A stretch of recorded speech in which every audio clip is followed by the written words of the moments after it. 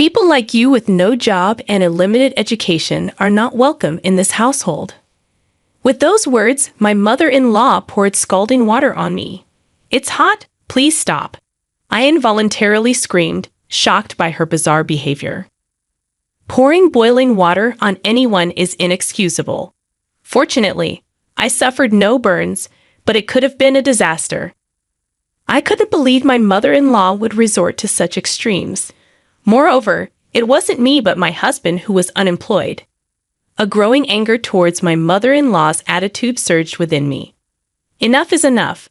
If she's gone this far, I'll do as she wishes. Understood. If you insist, I have no choice. I'll leave this house, I declared. Finally, you're leaving. That makes things easier for me. My mother-in-law expressed joy. Far from being remorseful, I no longer wanted to stay in such a hostile environment. I promptly packed my things and returned to my parents' home. My mother-in-law didn't know that my husband, Raffle, was unemployed or that I had been supporting the household finances. In fact, since quitting my job, I had started trading stocks and was earning about $30,000 a month. Even if I was driven out of her house, I could still live on my own without any issues. I wouldn't have any qualms about being on my own. Even as she came to me in tears, struggling with living expenses, I would never lend a hand. She should regret kicking me out like this. I married Raffle about 2 years ago. We were from the same university and have been dating since then. Both of us graduates of the economics department, aspired to work in finance and managed to secure jobs at different brokerage companies after graduation. Despite our busy days, we maintained our relationship. 3 years later, Raffle proposed. "Julia, I will definitely make you happy. Marry me." Believing that I could be happy with Raffle, I accepted. "Yes, I'm looking forward to it," I replied. We decided to get married, thinking we could build a happy family together. However, Raffle then dropped an unexpected bomb. "Hey Julia, would you quit your job and live with me at my parents' house?" "What? I don't mind quitting my job, but we're newlyweds. I'd like to live with just the two of us. I'm just worried about leaving my mother alone. I'll make sure it won't be a burden to you," Raffle explained. Raffle's father had passed away when he was in middle school, and since then he had lived with his mother. Being an only child, Raffle was concerned about her. Understanding his feelings, I agreed. "Okay, I'll live with you." 2 weeks later, we moved into Raffle's family home. My mother-in-law, now able to live with Raffle, initially greeted us with a pleased expression. However, as soon as she looked at me, her expression clouded. She stared at me coldly, making it painfully clear that I was not welcomed. "It doesn't matter. You didn't have to come here," she muttered under her breath. I smiled and brushed it off. But at this point, I began to feel a bit anxious about living with her. However, the day passed without any particular issues. The next morning, I woke up to the sound of my mother-in-law yelling at me. "Are you still sleeping? Hurry up and prepare breakfast." When I looked at the clock, it was still before dawn, around 4:00 a.m., and it was still dark outside. I was surprised that she would demand breakfast so early. "Why so early? It's still dark outside," I said. "Don't just lay around because you're not working," my mother-in-law scolded me, still groggy from sleep. I thought it was way too early in the morning, but I couldn't argue back and started preparing breakfast. Even while preparing breakfast, my mother-in-law kept berating me. "Hurry up! Why does it take you so long? You're so slow." After 30 minutes, breakfast was finally ready. "I'm sorry for making you wait," I said. "You finally finished? Can't you make it faster?" My mother-in-law complained again. I wanted to retort that it was physically impossible to do it any faster, but I just smiled and shrugged it off. "What is this? This soup is too salty." "What is it?" "I don't think it's that salty." "What are you saying? There's something wrong with my taste. Are you trying to kill me quickly by feeding me such salty meals?" "I never thought or intended such a thing," I replied. I was overwhelmed by my mother-in-law's pressure and couldn't talk back. Finish eating, start cleaning. After that, there's laundry to do, so there's no time to rest. Since then, every day I was continually harassed by my mother-in-law, wearing me down both mentally and physically. While I was cleaning, she would say things like, "You missed the dust in the corner." When I was doing laundry, she'd complain, "There's still a stain." A month after starting to live with her, I felt like I was going to break, so I talked to Raffle about it. "It's about your mother. She's been saying mean things to me every day, and it's hard. Could you please tell her not to say such things?" But Raffle showed no reaction. I was momentarily irritated by Raffle's lack of response, but then I noticed something strange about him. He was pale, as if he had something important to say. "What's wrong? Did something happen?" I asked.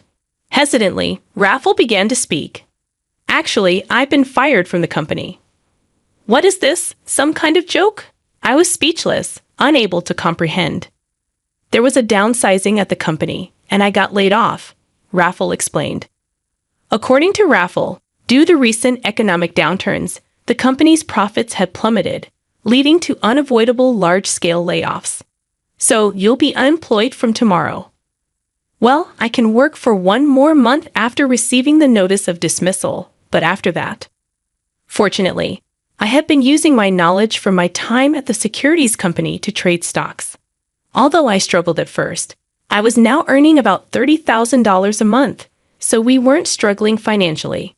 I was comforting Raffle and had forgotten about all the harassment from my mother-in-law.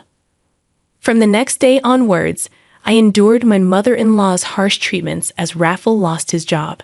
Feeling the need to be strong and support him, I continued to endure the situation. A month passed, and Raffle was officially laid off and became unemployed.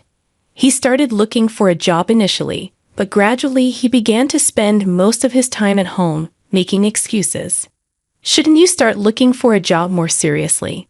I suggested. "Yeah, I'm looking, but it's hard to find a good company that will suit me," Raffle replied, seemingly having no intention of actively seeking new employment. Reluctantly, I continued to support our household. As time passed, the harassment from my mother-in-law intensified, and I grew increasingly exhausted. Initially, I thought I had to endure it because Raffle was unemployed, but I no longer felt that way. I spent my days feeling listless. One day, Raffle unusually went out in the morning. Perhaps he had finally started to seriously look for a job. After seeing him off, I started cleaning as usual. "Make sure it's clean. Do it properly." My mother-in-law sipped coffee on the living room sofa, hurling sarcasm at me. Ignoring her, I continued cleaning. Suddenly, she threw a tantrum and yelled at me. "How dare you ignore me? You're just a mere daughter-in-law. You don't even have a job." Ignoring her, I continued cleaning. She grew angrier and confronted me. "Still ignoring me? Unemployed and uneducated people like you should leave this house." With those words, she poured boiling water on me, the hot water she had prepared for her coffee. "It's hot. Please stop." I screamed involuntarily at her sudden action. Thankfully, the water wasn't super boiling hot, so I didn't suffer any burns, but it could have been a disaster. Finally, Emily reacting, she said, "This is what I've been saying. If you're not working, leave this house," she smirked as she spoke. Fed up with her behavior, I had no choice but to agree to her demand. "All right, I'll leave." "Good, that makes things easier. Leave quickly," she ordered. I quickly packed my things and decided to leave that day. I no longer wanted to spend another second in that house. I left, heading straight to my parents' home. Upon arrival, my parents were surprised by the sudden visit, but welcomed me warmly. I waited for a call from Raffle, but there was neither a phone call nor a message. Feeling a bit lonely, I decided not to contact him until he reached out. A month passed since I returned to my parents' house, but there was still no contact from Raffle. My feelings for him faded, and I started considering divorce. One early morning, the doorbell at my parents' house rang. On the monitor, I saw, to my surprise, Raffle and my mother-in-law. "What now, after all this time?" I thought. "Yes, what can I do for you? I've forgiven you now. Come back home quickly." she yelled through the intercom. As usual, forgive me? What's she talking about? I appreciated her words, but I hadn't done anything that required forgiveness from her. After telling her that, I ended the intercom call. Boiling with anger at my mother-in-law's attitude, however, they were persistent, banging on the front door violently. Don't just hang up on me, come on, let us in, my mother-in-law yelled. Considering the noise they were making could become a hassle to the neighborhood, I reluctantly opened the door, inviting my mother-in-law and Raffle inside. After seating them on the sofa in the living room, I inquired about their unexpected visit, wondering why they were both there all of a sudden. It was my mother-in-law who had insisted that I leave, and now she was telling me to come back. The situation was perplexing, and I couldn't make any sense of it. You're the one who told me to leave. There's no way I can go back now, I asserted. My mother-in-law responded with frustration, accusing me of childish behavior and claiming to have forgiven me. She insisted that I return and stay in her house, even stating that she'd let me, an unemployed and uneducated person, stay there. But I'm not the unemployed one, it's Raffle. And if I go back, they'll take advantage of me every day. I might not be working, but what about your son, huh? I retorted. Raffle seemed surprised at this revelation. My mother-in-law appeared confused, indicating that Raffle hadn't informed her about his layoff. Pressed further, Raffle finally admitted to being laid off from the company. Apologies and explanations ensued, with Raffle justifying his actions by relying on my income for financial stability. My mother-in-law, shocked at the news, openly expressed anger toward Raffle for not finding a job yet. Why did you keep quiet about this? What are we going to do now? She scolded him. Raffle assured her that my income would suffice for the time being, causing my mother-in-law to label him as worthless for not actively seeking employment. Fed up with Raffle's excuses, I couldn't believe that I had ever thought of supporting him. When my mother-in-law suggested I come back, I vehemently rejected the idea, considering all the mistreatment I had endured. Their unexpected visit had turned into a heated argument, revealing the truth about my mother-in-law pouring boiling water on me. Raffle was shocked to learn about this incident and confronted his mother. Why did you do that? He asked her. She admitted to the act, attributing it to my ignoring her. The revelation sparked a heated exchange between Raffle and his mother, prompting me to intervene and urge them to take their arguments home. Realizing the impact of their loud arguments on someone else's house, my words prompted a change in their attitudes. Previously assertive and bold, they now pleaded with me to come back, promising that they wouldn't cause any harm again. Despite their pleas, I saw through their intentions. Raffle's promise to find a job seems insincere, and my mother-in-law's assurance not to cause trouble appeared dubious. I voiced my skepticism, stating that their words were pointless and that they would only take advantage of me. Their silence confirmed my suspicions, and I left them in the living room, heading to my room, leaving them to contemplate their actions. When I returned to the living room 5 minutes later, they were still sitting in silence, with their heads down. Frustrated by the prolonged silence, I questioned, "How long do you plan to stay quiet? It doesn't matter to me anymore."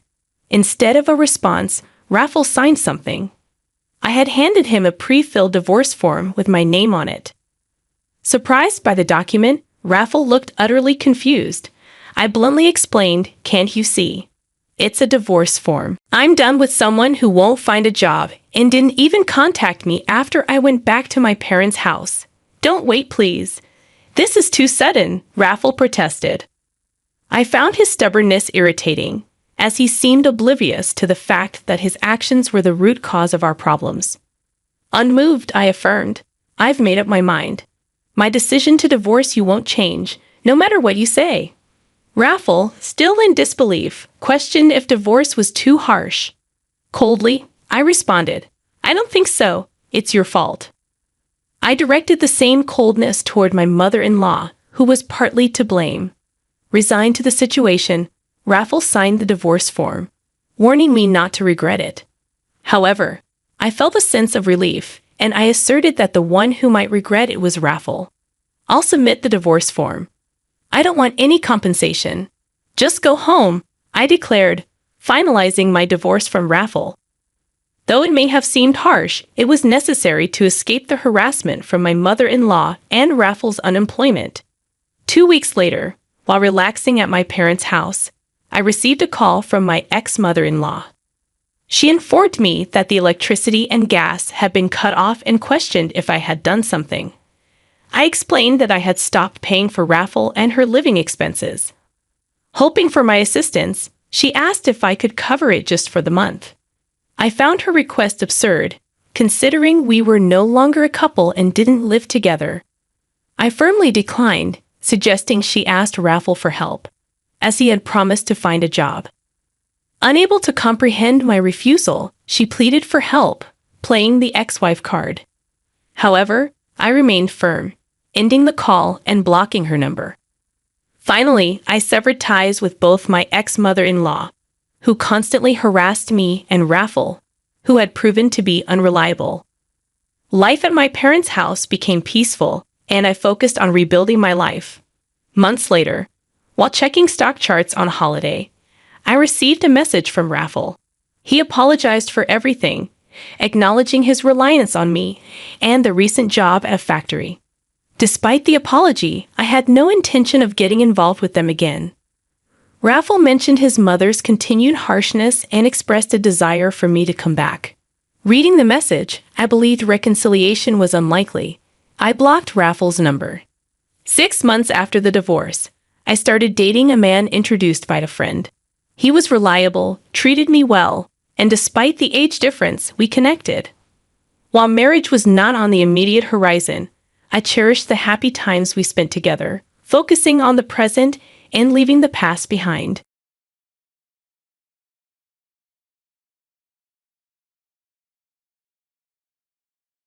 Get your things and leave. This house is for family only. Margaret shouted as she threw my bag onto the sand. I don't care what my son says. You're just his wife, not real family. My name is Olivia.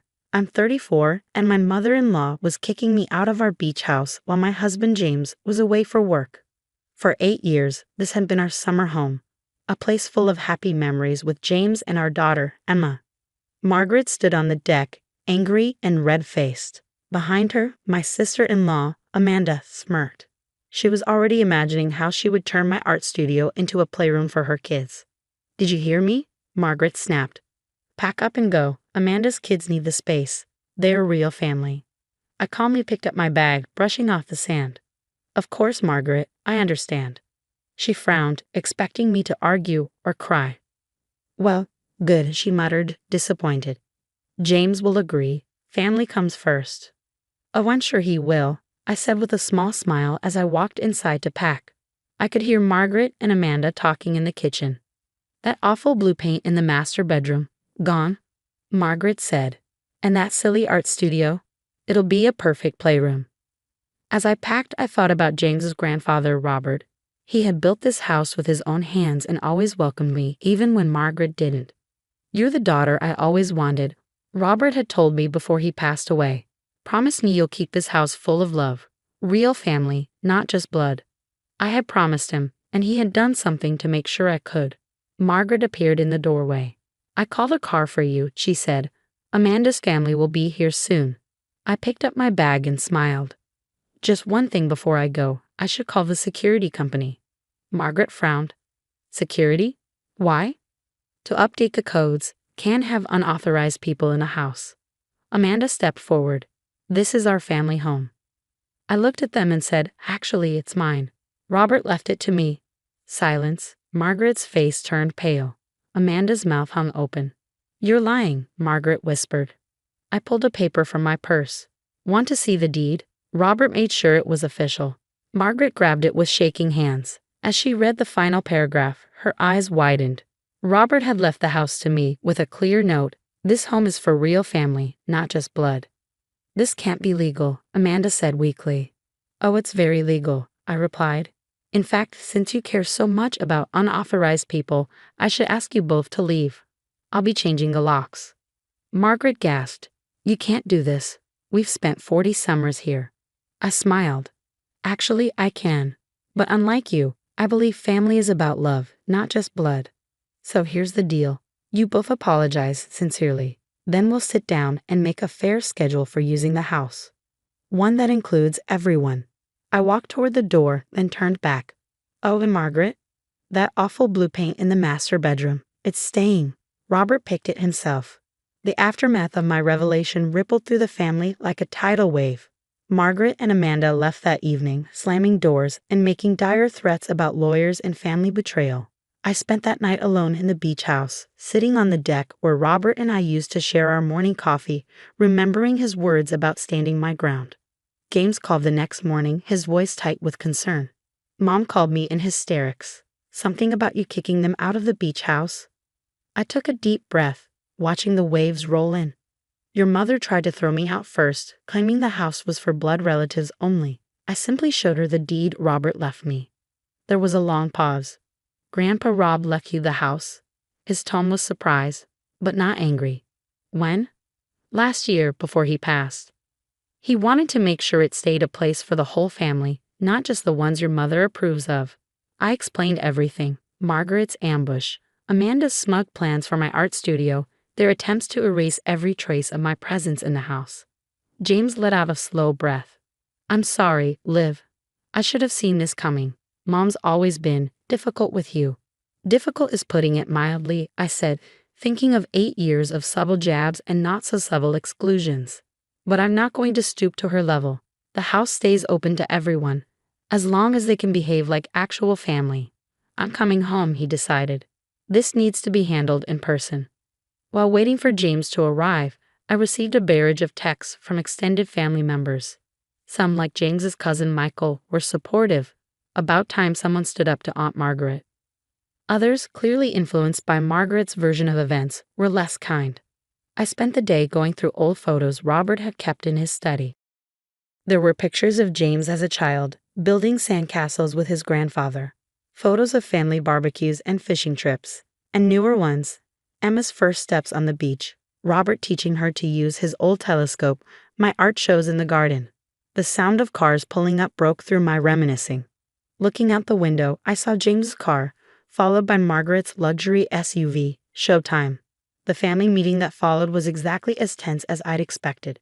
We gathered in the living room, where floor-to-ceiling windows offered a panoramic view of the ocean, a view Margaret had always claimed was wasted on my amateur paintings.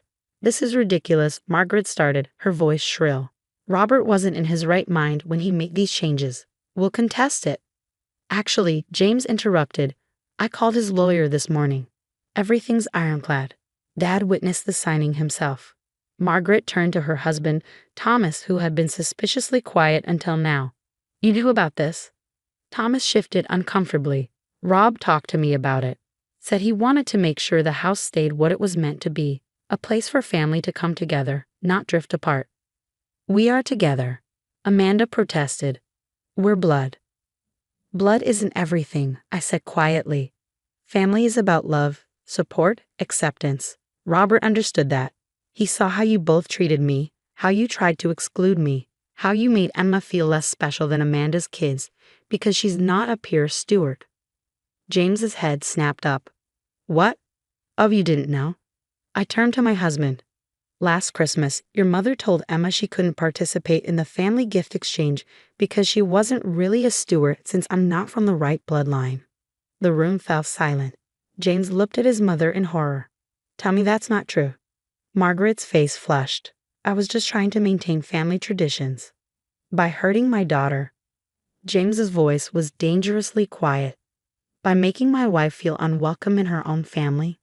She's not family. Margaret burst out. She's just some girl you married instead of Catherine Williams like we planned. Finally, the truth came out. This had never been about family traditions or bloodlines. It was about control, about Margaret's thwarted plans for her son's life. Enough. James stood up. Mom, Amanda, you both have a choice to make. Either you accept that Olivia is my wife, Emma is my daughter, and this house belongs to all of us, or you don't visit at all. Your call. Amanda started crying, a tactic that had always worked on her brother before. But James wasn't backing down. He moved to stand beside me, his hand finding mine. Robert knew what he was doing, he said firmly, and I support his decision completely. Margaret stood up, smoothing her expensive slacks with trembling hands. Well, I can see where this is going. Come on, Amanda. We know when we're not wanted. That's the thing, Margaret, I said, stopping her before she could storm out. You are wanted. Your family. But family means accepting all of us, not just the ones who fit your ideal image. She paused at the door, her back rigid. For a moment, I thought I saw her shoulders slump just slightly. But then she straightened up and walked out, Amanda trailing behind her. Thomas lingered, looking torn. She'll come around, he said finally.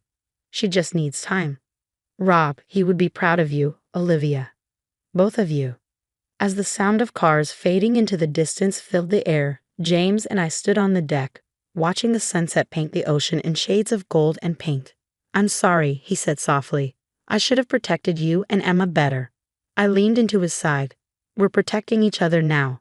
That's what real family does. 3 months passed and summer was in full swing. Emma had returned from camp, ecstatic to find that not only were we still at the beach house, but her art room had been expanded. James and I had converted one of the unused bedrooms into a proper studio space for both of us, filling it with easels, canvases, and the sound of laughter. The house felt different now, lighter somehow, as if the weight of years of judgment had finally lifted. Without Margaret's constant criticism, we were free to make the place truly our own while honoring Robert's memory. We heard through Thomas that Margaret and Amanda were spending the summer at an exclusive resort, making sure everyone in their social circle knew they were too good for the old family beach house. But their absence had an unexpected effect. Other family members who had stayed away over the years began to return. James's cousin Michael brought his kids for a weekend, something Margaret had always discouraged because his wife was too common. His sister Lucy, who'd been practically disowned for becoming a public school teacher instead of a lawyer, came with her girlfriend. The house was alive with the kind of genuine warmth Robert had always wanted. One evening, as I was setting up for our weekly family barbecue, a tradition I'd started to bring everyone together, I found Emma sitting in Robert's old study, looking at photographs. Great-Grandpa Rob was really smart, wasn't he? She said, touching a picture of him teaching her about constellations. He was, I agreed, sitting beside her. He knew what really mattered. Is Grandma Margaret ever coming back? Emma asked quietly. Amanda's kids still won't talk to me at school. I pulled her close. Sometimes people need time to learn important lessons. Your great-grandpa believed everyone could change if given the chance to understand what family really means. As if on cue, we heard a car pulling up outside. Through the window, I saw a familiar luxury SUV. Margaret stepped out, alone, looking uncharacteristically uncertain. James met her at the door. I could see them talking on the porch, his posture gradually relaxing. When they came inside, Margaret's eyes were red. Olivia, she said, her voice lacking its usual sharp edge. Could we talk? In Robert's study, Margaret looked around at the photos, pausing at one of him with Emma and me, all of us covered in paint after an afternoon of art lessons. He always said you reminded him of my mother, she said softly. She was an artist too. I thought he was criticizing my choice to give up painting for a more suitable career. It wasn't criticism, I replied. It was recognition. Margaret nodded, wiping her eyes. I've been talking with Thomas. And my therapist. She almost smiled at my surprised look. I'm trying to understand why I've been so resistant to accepting you. And Emma, the truth is, I've spent my whole life trying to be what I thought a steward should be. I forgot how to just be family. She reached into her bag and pulled out a small package. I found this in my attic. It's my mother's old sketchbook. I thought maybe Emma might like to see her great-grandmother's art. It was a peace offering, small but significant. She'd love that, I said. We're having a barbecue tonight. Would you like to stay? That evening, as the sun set over the ocean, our expanded family gathered on the deck. Margaret sat with Emma, showing her old sketches and for the first time, really seeing her granddaughter. Amanda called, tentatively asking if she and her kids could visit next weekend. Thomas caught my eye and smiled, raising his glass slightly. Above us, stars began to appear, the same stars Robert used to name for Emma. I could almost hear his voice. Family isn't about being perfect, kitten. It's about being together. The beach house had become what it was always meant to be, not a symbol of status or bloodline, but a home where family, in all its imperfect, beautiful forms, could grow together. As I watched Margaret genuinely laugh at one of James's jokes, I realized that sometimes the greatest act of family love isn't holding on to anger, but opening the door to change. Robert had known that all along. That's why he left the house to me, not to exclude, but to include, to build bridges instead of walls. In the end, it wasn't about ownership at all. It was about creating a place where everyone could belong, where blood relatives only transformed into all are welcome. That was Robert's true legacy, and we were finally living it.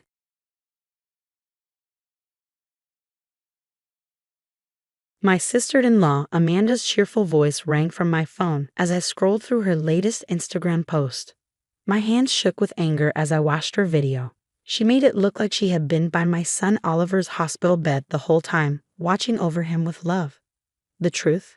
She had only been there for 15 minutes, just enough to take pictures and videos, while I had spent the last 3 days sleeping in an uncomfortable hospital chair, exhausted and worried sick. My name is Sophie Turner, and at 34 years old, I'm watching Amanda use my 8-year-old son's severe asthma attack to gain fame on social media. Being an aunt means being there through the hardest times. Amanda's voice played over the video as she posed next to Oliver's nebulizer. Little warrior Oliver is fighting so hard, and Auntie Amanda won't leave his side. #prayers for Oliver, #family first, #aunt life.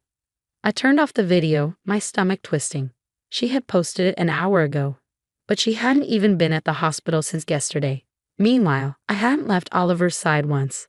My clothes were wrinkled, my hair was a mess, and I had dark circles under my eyes from no sleep. A text from my husband, Mark, popped up. Have you seen Amanda's latest post? Mom is sharing it everywhere, saying what an amazing aunt she is. Of course she was. My mother-in-law, Diana, had always favored Amanda. Now, every time Amanda posted about Oliver, Diana would spread it around, praising her dedication. I typed back yes. I didn't trust myself to say more. Mark was at home with our younger daughter, Emma, trying to keep things normal for her while I stayed with Oliver. He knew how I felt about Amanda's social media act, but he always tried to keep the peace. Your sister's post has over 50,000 likes, I texted after a moment. Too bad none of those people can help her actually show up so I can take a shower. Oliver stirred in his bed, his voice weak. Mom. I put my phone down right away and rushed to his side. I'm here, baby. Do you need anything? He shook his head slightly, his blue eyes looking tired but better than before. The doctors said he was improving, but we still had to be careful. My phone buzzed again. Amanda was now doing a live video from her perfectly decorated home office, tears in her eyes. I've barely slept, she sniffled, her makeup still perfect. But that's what family does, right? We sacrifice everything for the ones we love. The comments poured in. You're such an amazing aunt. You're literally an angel. Oliver is lucky to have you. I wanted to scream. While Amanda was gaining followers, I was actually taking care of Oliver. The sleepless nights, the constant worry, watching his oxygen levels, holding my breath every time he struggled to breathe. That was real. And the worst part, Amanda was using my son's illness to grow her online following. In just 3 days, she had gone from 5,000 followers to over 75,000. Every post about Oliver made her more famous. A knock on the door interrupted my thoughts. It was Dr. Martinez, Oliver's doctor. How's our patient? She asked, checking his chart.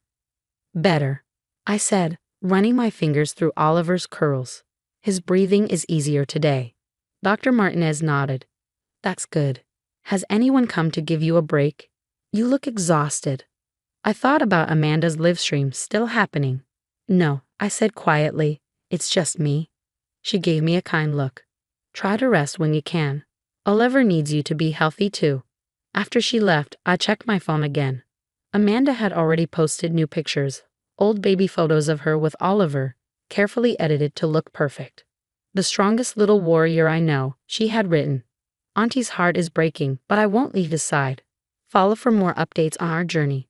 #family over everything, #auntie life, #prayer warrior.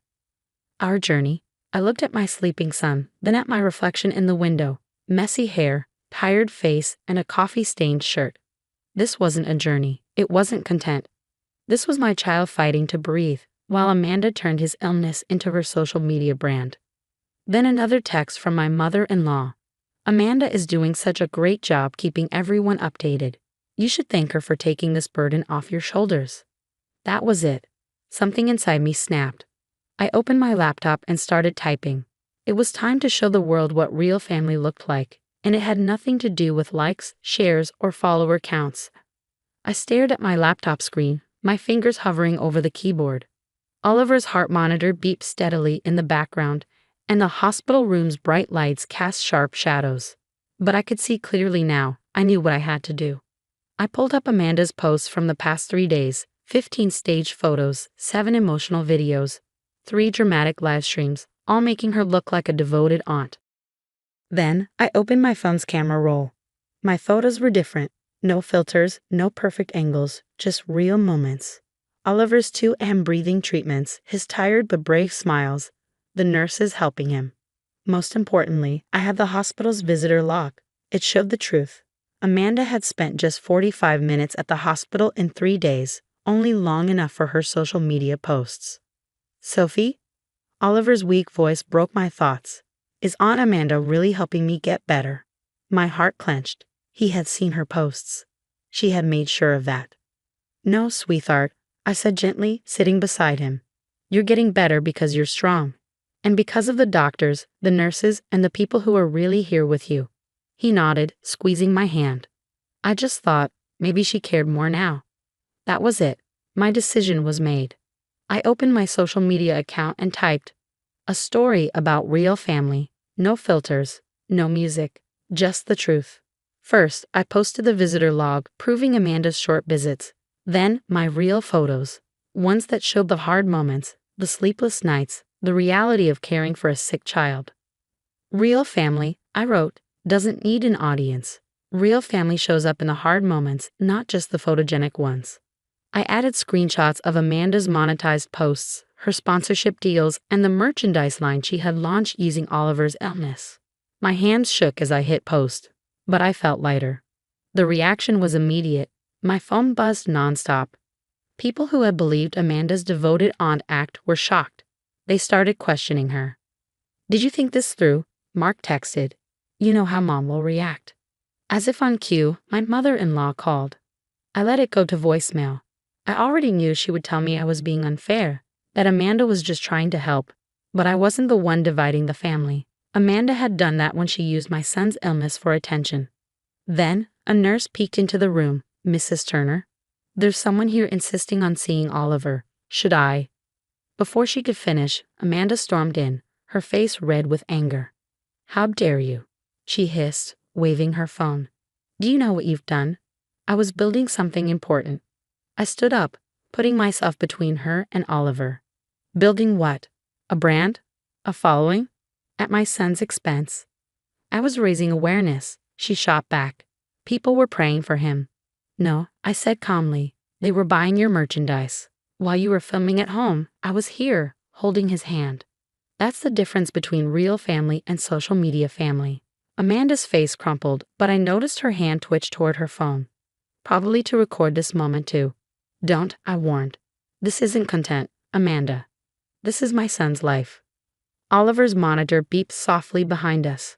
For the first time, Amanda actually looked at him, not as a prop, but as a sick child. She started, but for once she had no words. The nurse cleared her throat. Oliver needs rest. If you have family drama, take it outside. Family drama. Was that what this was? No. It was about protecting my son from being used as a spectacle. Amanda turned and left, shoulders slumped in a way I had never seen before. I exhaled, turning back to Oliver. He had watched everything. Mom, he whispered. I'm glad you're my real family. I hugged him gently. Sometimes children say the simplest truths. Then another message from my mother-in-law. But this time, it was different. We need to talk. All of us. About what real family means. I looked at Oliver, peacefully drifting to sleep, and typed back one word. Yes. A week after Oliver left the hospital, we had a family meeting in our living room. Mark, Diana, Amanda, and I sat together. while Oliver rested upstairs with Emma. Grandpa Jim, the only one who had actually helped during Oliver's hospital stay, stayed with them. Diana spoke first. We need to talk about what happened at the hospital. Amanda jumped in. Yes, Sophie completely overreacted and ruined. Stop, Diana said sharply, making everyone go quiet. Amanda, for once, you're going to listen. I sat up straighter. Something was different about Diana. I saw the visitor logs, she continued. I saw your posts, the times you were actually there, and her voice shook a little. I saw the merchandise sales. Amanda shifted uncomfortably. Her phone lay face down beside her, a rare sight.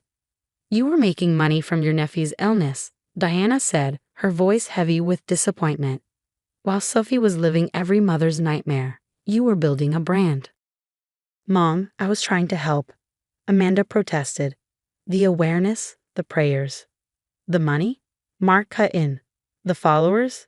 Tell me, Amanda, how much did you make from those #PrayersForLiver t-shirts? Amanda's face turned red. She didn't answer. I did something too, Diana said.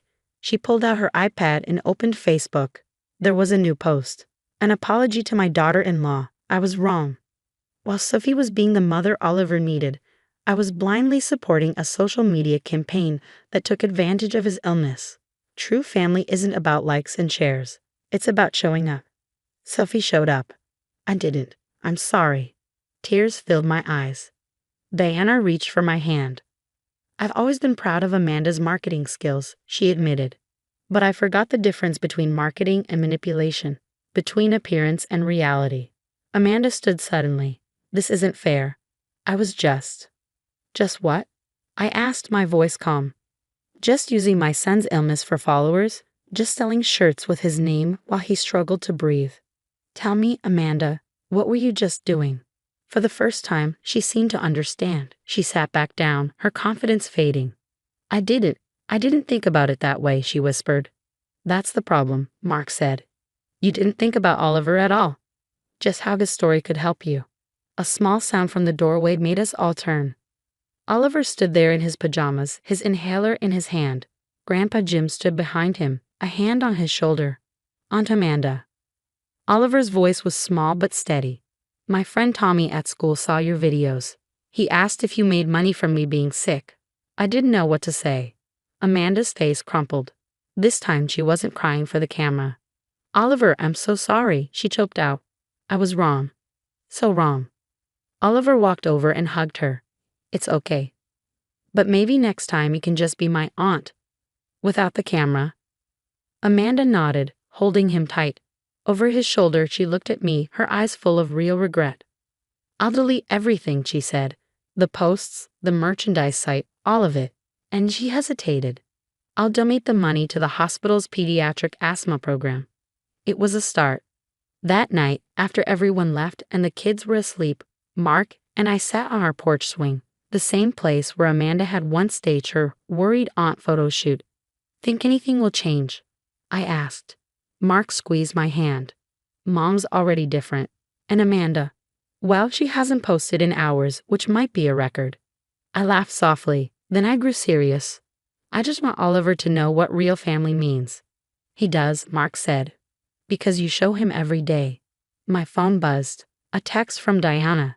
Lunch tomorrow? Just us, no phones allowed. I smiled and typed back. I'd like that. Sometimes it takes a crisis to show what really matters. And sometimes love isn't found in perfect, filtered moments, but in the messy, unedited reality of real family. Upstairs, Oliver's breathing monitor beeped softly, but this time the sound didn't fill me with fear. It reminded me that we had gotten through this together. As a real family.